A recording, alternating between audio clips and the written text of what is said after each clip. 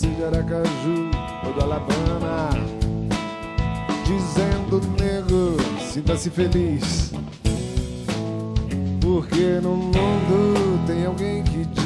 Olá, o Revendo a História, sempre trazendo convidados muito especiais, falando de profissões que muitos de vocês não conhecem.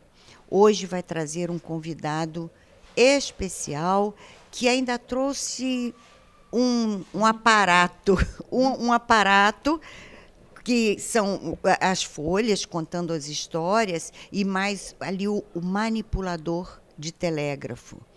Hoje nós vamos conversar com o seu José Raimundo da Silva.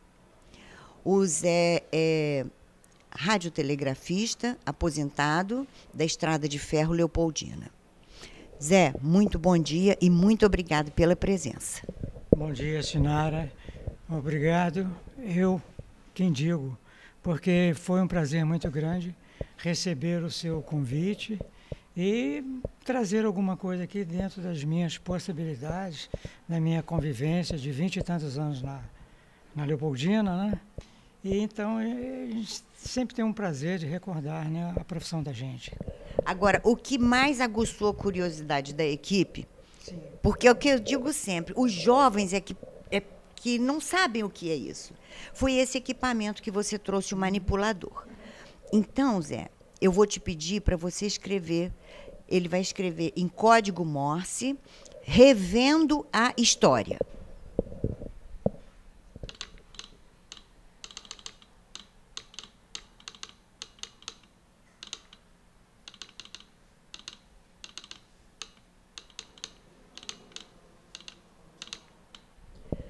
Por isso é que os telegramas eram curtos, porque letra por letra, não é?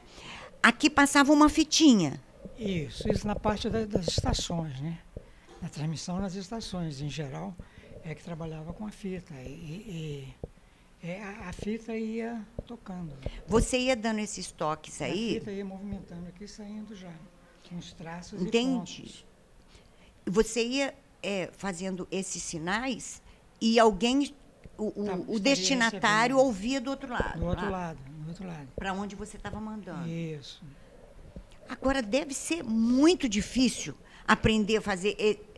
É o seguinte, gente, código Morse é um código inventado por Samuel Finley Morse. Ele conseguiu fazer uma linguagem baseada em traços, pontos e traços. Essa linguagem se traduz depois em palavras. Então, cada letra, por exemplo, a letra B é traço, 3 pontos. A letra C, traço, ponto, traço, ponto. E foi isso que ele fez ali. O traço é um toque mais demorado. O ponto é um toque rápido. O traço é a letra T. Né? É a letra T. Então, você não tem T no nome. Por exemplo, o que você tem no nome? Quais são as letras? C-I-N-A-R-A. Isso. Não tem a letra T. Então, não vai ter traço. Não. Olha só que interessante. Então, a gente fica deslumbrado com a quantidade de informações do passado que muita gente já perdeu. Apesar de que, José, o código Morse ainda é usado em algumas vezes. Muito usado no mundo todo. São os radiotelegrafistas amadores, né? E eu fui radiotelegrafista também. Eu trabalhei com rádio, entendeu? Com o fonezinho para receber, né? E escrever a mensagem que está vindo. Estou recebendo a mensagem. Como é que você aprendeu isso? Eu aprendi praticando em estação ferroviária. Nossa. Desde cedo. Sem modéstia, eu fiquei muito bom. Que beleza, né? Mas fiquei mesmo. A munheca devia doer, né? O punho. Quando eu entrei na rede, doía um pouco no princípio, depois desaparece. Você faz uma espécie de músculo aqui e acabou. Você faz tranquilo e bem. Né? Nossa Senhora. Então, quando eu fui, fiz o concurso na rede, passei em 2 concursos, na Bitola Larga e na Estreita, né? Chamada a Central, né, e a Leopoldina. A estreita era a Leopoldina. Não. A estreita é a Leopoldina, isso. E a larga era a central. Era a central, é. Então, a Leopoldina me chamou primeiro. E eu gostei muito. Porque era um universo de funcionários pequeno, bem menor do que a central. Né? Enquanto a central tinha 50 mil funcionários aqui na área do Rio de Janeiro, né? E a Leopoldina tinha 18, 16 mil. Então, as oportunidades seriam menores, né? Então, quando eu fiz o concurso e passei na Leopoldina, eu gostei muito. E porque eu tive mais possibilidade de crescer lá. E realmente fui embora. Os engenheiros gostaram muito do meu trabalho, do meu conhecimento, né, de telegrafia. E então foi isso. Zé, fala com a gente, pra gente, que eu sei que você trouxe aí, alguma coisa sobre a história da telegrafia. Você disse para mim que tinha feito... Não foi aqui? Foi aqui. No Brasil, como é que começou? Olha, no Brasil, eu quero falar sobre alguma coisa um pouquinho fora da telegrafia, do telégrafo, né, da transmissão de tudo. Teve um brasileiro, ele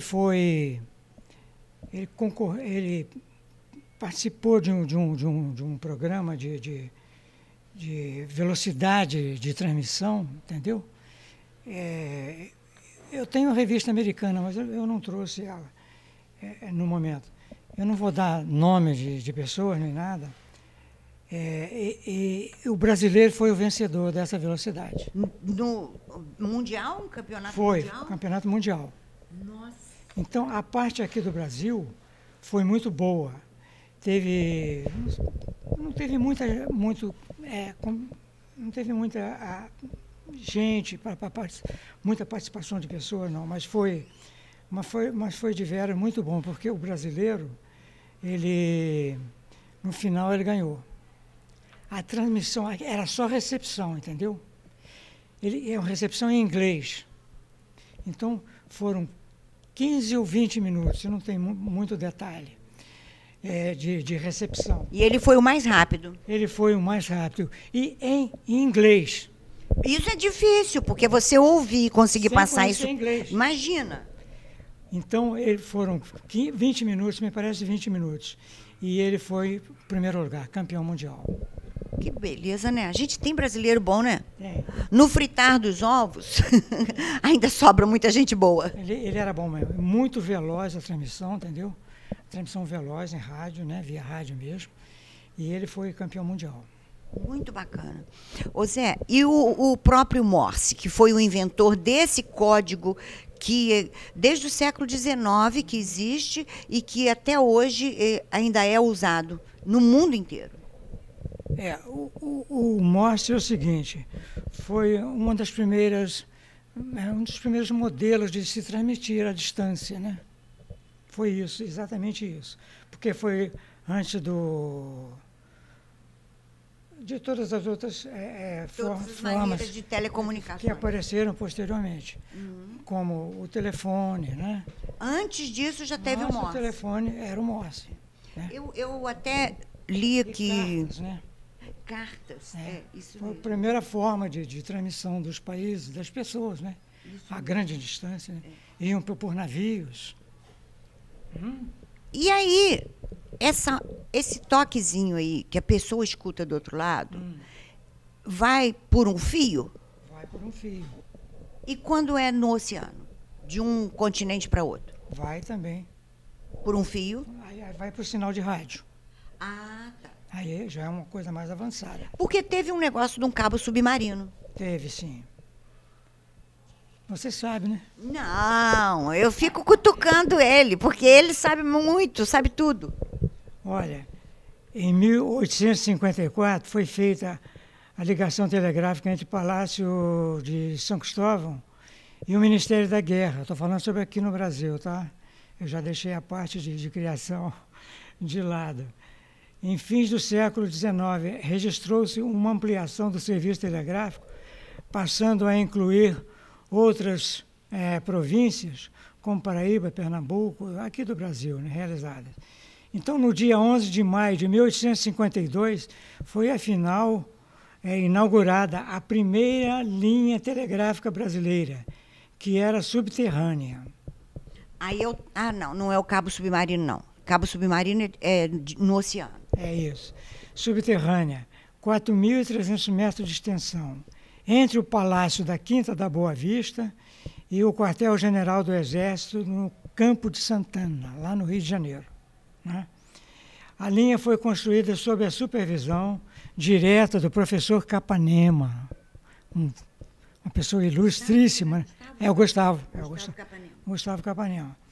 E com o auxílio de alunos da Escola Militar, que foram instruídos como telegrafistas, né, foram formados.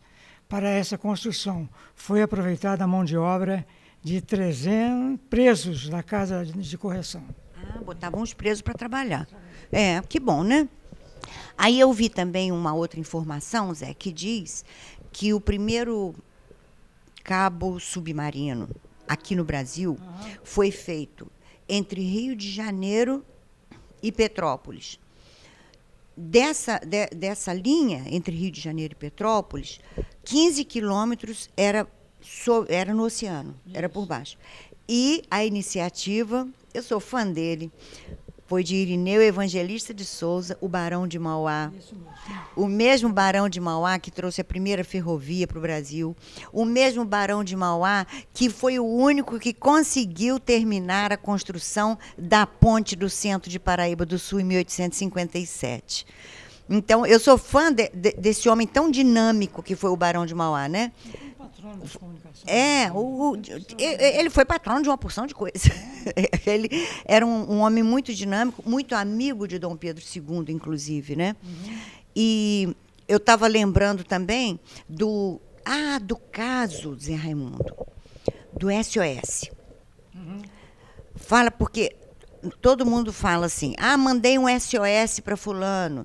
Poxa, preciso de um SOS aqui. Então, vamos ver agora o que é isso de SOS. Eu gostaria de dizer que o SOS foi criado justamente para facilitar uma comunicação de pedido de socorro, que é isso, todo mundo sabe, né? Basicamente isso. Então, isso foi os primórdios dos tempos mesmo, o SOS. Então, a gente ouve falar de muita gente que fica perdido aí em ilha deserta, aí lá na margem da praia, na areia, eles fazem com pedrinhas, né, as letras SOS. Existe até, há quem diga que SOS signifique Save Our Souls, que é salvar nossas almas. Outros dizem que é Save Our Ships, salve nosso navio. Mas não é nada disso. Inventaram essas frases para que se gravasse melhor o SOS, que é o pedido universal de socorro. Zé, vamos dar um intervalinho, a gente volta mais daqui a pouco, porque tem muita coisa para falar. Mas ontem eu recebi um telegrama. Era você de Aracaju ou do Alabama.